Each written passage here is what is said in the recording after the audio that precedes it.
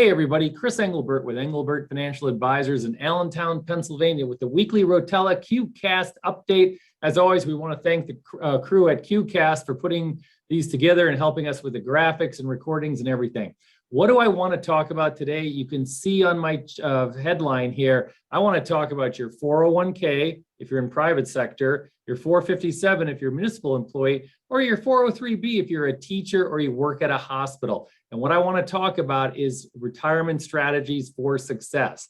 So one of the things that I want to talk about here is why the Roth option is wrong for most people. And I have something called the 25 by 25 rule, and I'll explain that in a minute. But one of the things that's really, I find a little concerning is that there's a lot of information on the internet that is not right. And I get people going, hey, I want to be in the Roth option, my 401k or 457 or 403b. And I ask them why, and they don't really have a good idea why they want to be in that option. Well, the 25 by 25 rule is if you're under the age of 25 and you're making less than $25,000 a year, then you should be in the Roth option, your 401k, 457 or 403b, because your tax bracket is so low. However, for about 99% of everybody else, once you start making money, you want the pre-tax because it gives you a tax deduction off of your W-2. And for most people, even if they don't own a home or if they do own a home,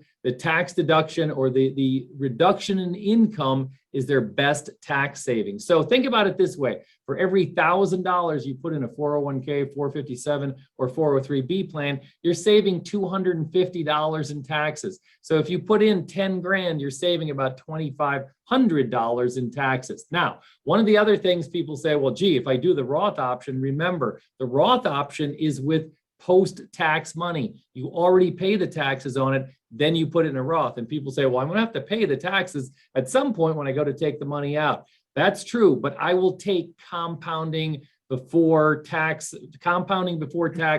beats it every time. And I tell people, would you rather make 6 times 6 times 6 times 6 or 4 times 4 times 4 times 4? And they're like, well, what do you mean about that? I'm like, well, if you earn 6% in your 401k, 457 or 403b, and the next year you earn another 6%, and the next year you earn another 6%, that's compounding. In fact, look up Ben Franklin. He said it was one of the most powerful mathematical formulas out there. If you're in a Roth, you're using post-tax money is what you're doing. So again, for about 99% of the people, you want the pre-tax option is what you want when you do your 401k, 457 or 403b. The other mistake that we see people make, and this is a killer, is taking a loan. Many times a 457 or 401k or 403b will have a loan option where you're allowed to take a loan up to 50% of your balance. So let's say you have $50,000 and you're allowed to take a loan of $25,000. People are like, hey, I'm going to use this as like a savings account and take a loan out. Bad idea, because a couple of things happen. Number one, when you go to pay the loan back, you pay it back with after-tax dollars. So not only do you lose the tax deduction when you're paying that loan back, you're paying it back with after-tax dollars. Number two, you're taking the money out of an investment account. Let's say, for example, you borrow $25,000 from your hypothetical $50,000 account. Well, guess what? The market takes off and does very well like it did last year and this year. All of a sudden, not only did you lose the tax advantage, but you lost the gains that you would have made on the $25,000. And the third reason why you don't want to do it is because it affects or impacts your long-term retirement plan accumulation. So I've run numerous studies where people take loans out and they're trying to hit a hypothetical $1 million balance. And when you take a loan out, it is devastating as far as what you're trying to do with your balance in your 401k, 457 or 403b.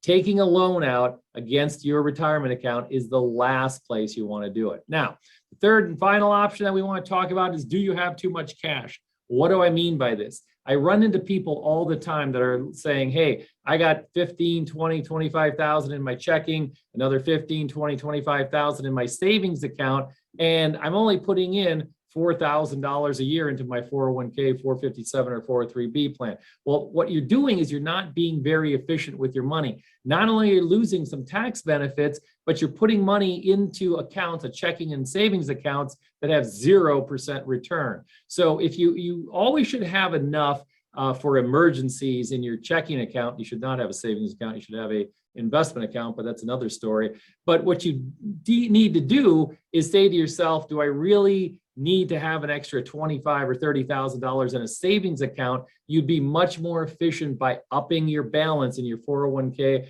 457 or 403b account. Let's say you're only putting in $2,000 or $3,000.